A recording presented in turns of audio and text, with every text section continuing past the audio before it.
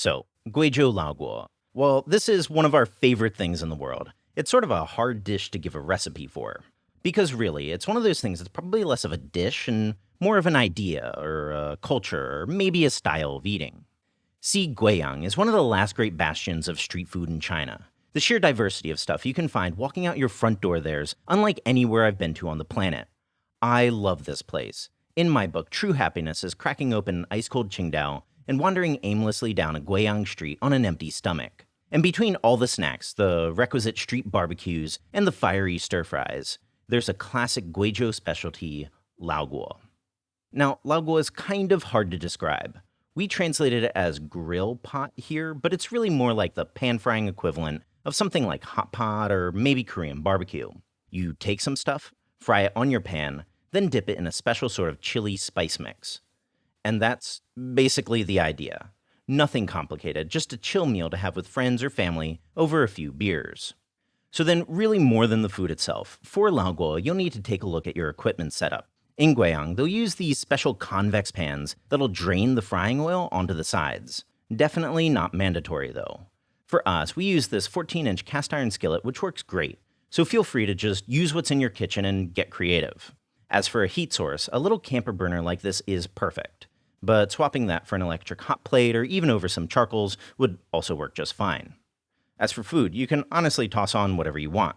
Tofu is classic here, ditto with rice cakes and lotus root, and we'll definitely toss a detailed list of our entire feast here down in the description box.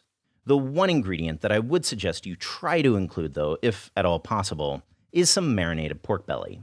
This was just 250 grams worth, marinated in the standard marinade of a quarter teaspoon salt, half teaspoon sugar, half teaspoon cornstarch, quarter teaspoon light soy sauce, half teaspoon Liaojiu aka Shaoxing wine, mixed well, then coated with 1 teaspoon of oil.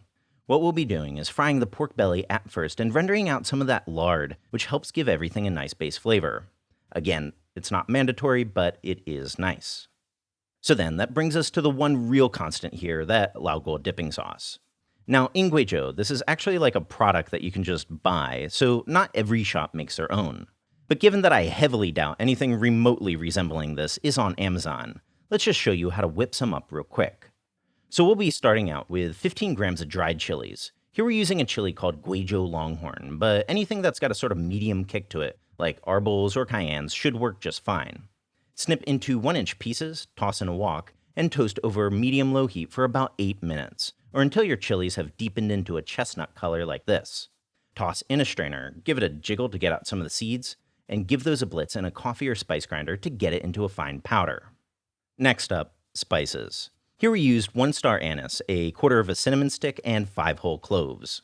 Toast those in a dry wok for about 3 minutes over a medium-low heat, then toss in 2 teaspoons of fennel seed and 5 teaspoons Sichuan peppercorn. Astute observers might notice that these 5 spices are the 5 spices that make up Chinese 5-spice. We're just doing a particularly Sichuan peppercorn-heavy mix here.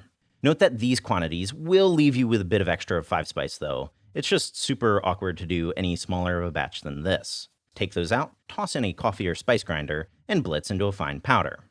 Finally, nuts. 30 grams of peanuts, just toast those over a medium heat for about 10 minutes until cooked through and the skins are slightly charred. Then give them a peel. Then do the same with 15 grams of sesame seed, medium heat, about 5 minutes, until they've deepened in color and started to make some light popping sounds. Now, make your final spice mix by tossing those peanuts in a mortar, crushing them until powdery, then going in with the sesame seeds.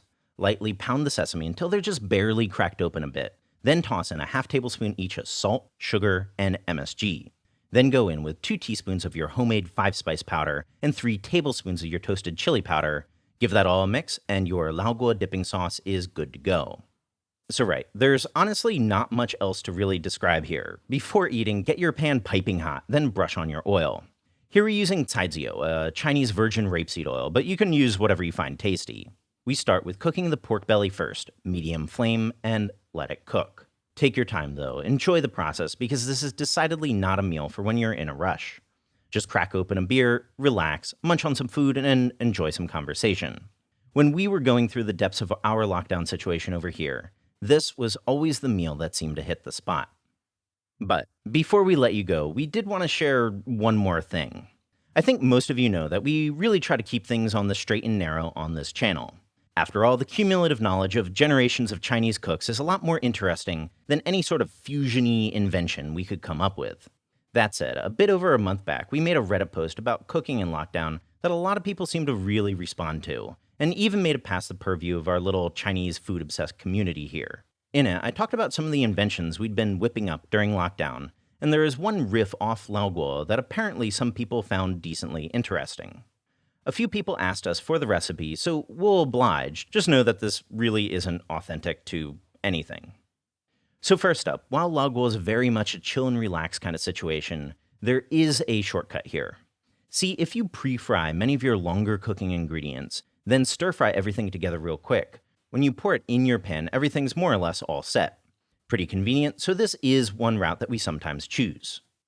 So on a whim one day, Steph decided to whip up a quick sort of whatever sauce to coat our stuff while stir-frying. This is vaguely evocative of a sauce that's sometimes used in Sichuanese restaurants to braise stuff in, but it's mostly just what we had hanging around.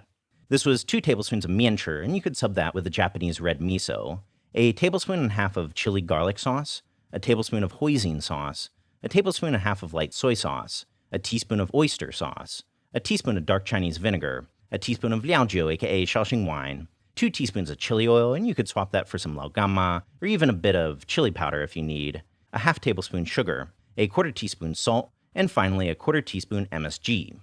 You might have some extra here, because 3 tablespoons of that sauce will be good for frying about a half kilo's worth of stuff.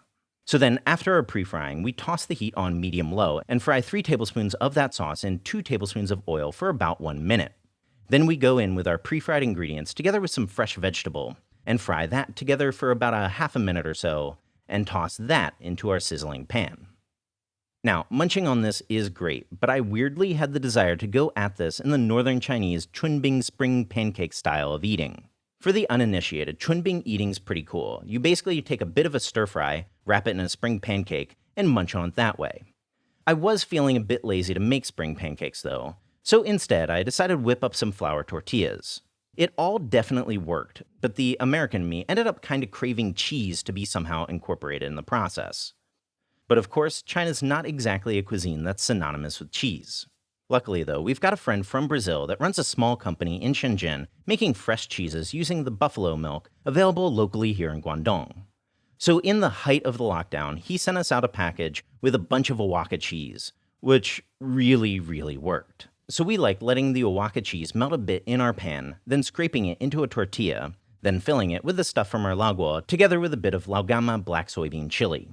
While in hindsight, I'm pretty sure all we did here was reverse engineer fajitas. If you ever find yourself in the habit of making Laoguo, you can definitely do worse than this riff.